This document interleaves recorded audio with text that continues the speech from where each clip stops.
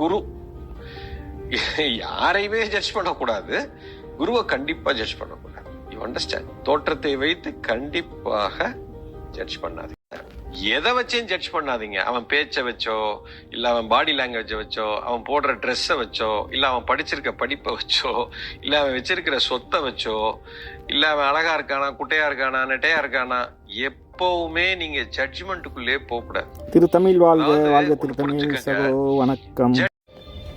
அதாவது இந்த பூமியில் லட்சக்கணக்கான இறை தூதர்கள் வந்திருக்காங்க.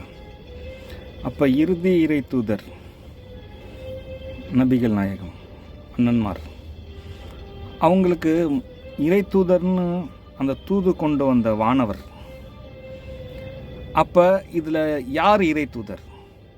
இறைவனிடம் வந்த வானவர் இறை தூதரா அல்லது நபி இறை தூதரா? அப்போ இது நீங்கள் யோசிக்கணும். அப்போ உலக மக்களுக்கு வானவரை பார்க்க முடியாதுன்றதுனால நபி இறை தூதர். ஆனால் நபிக்கு இறை தூதர் அந்த வானவர். அப்போ எல்லா நபிமார்கள் இதுக்கு முன்னாடி வந்த அத்தனை பேரும், புத்தர் எடுத்துங்க, ராமர் எடுத்துங்க, கிருஷ்ணர் எடுத்துங்க, சிவனை எடுத்துங்க, ஜீசஸ் எடுத்துங்க, இன்னும் எத்தனையோ பேரா லட்சக்கணக்கில்னு வந்துட்டா எடுத்துங்க, யார் வேணால் இருக்கலாம். அவங்களுக்கு எல்லோருக்கும் அந்த வானவர் தான். அப்போ அந்த வானவரை தான் நான் எல்லோருக்குமான அப்பா அம்மா அப்படின்னு சொல்கிறேன். புரிஞ்சுங்களா? இப்போ இதில் ரொம்ப பெரிய விஷயம், ரொம்ப பெரிய விஷயம்னா பெரிய தியாகம். இறுதியானவர் என்ன செஞ்சார்னா, இறைவனை எப்படியும் உருவமற்ற இறைவனை நிலைநாட்டினோன்னு தான் உருவத்தை கொடுக்கல. யாராவது தன்னுடைய புகழை பெருமையை விட்டு கொடுப்பாங்களா?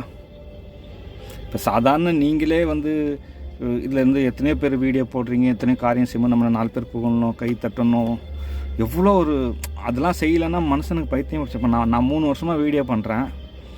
என்னுடைய ப்ரொஃபைலில் போய் தேடி பாருங்கள், எந்த ஒரு முன்னேற்றமும் கிடையாது.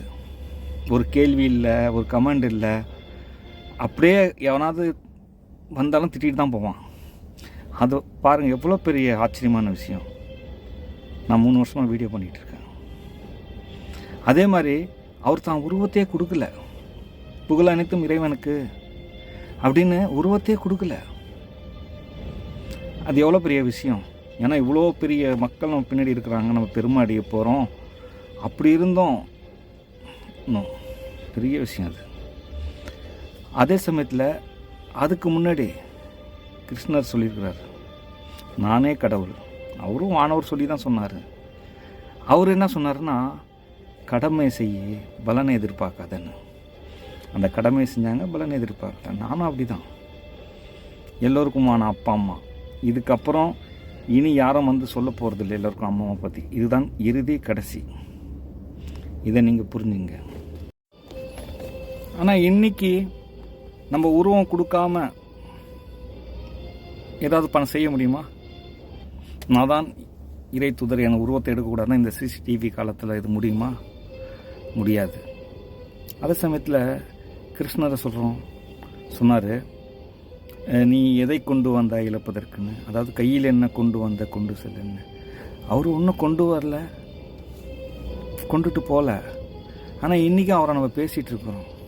ஏன்னா அவர் அறிவை கொண்டு வந்தார், கொடுத்துட்டு போயிட்டார். இப்போ நம்மளும் அந்த அறிவு வேலை செய்யுது, நானும் கொடுக்குறேன். முடிஞ்ச வரைக்கும் வாங்குங்க, யோசனை பண்ணுங்க. அவ்வளோதான் நான் சொல்லுவேன்.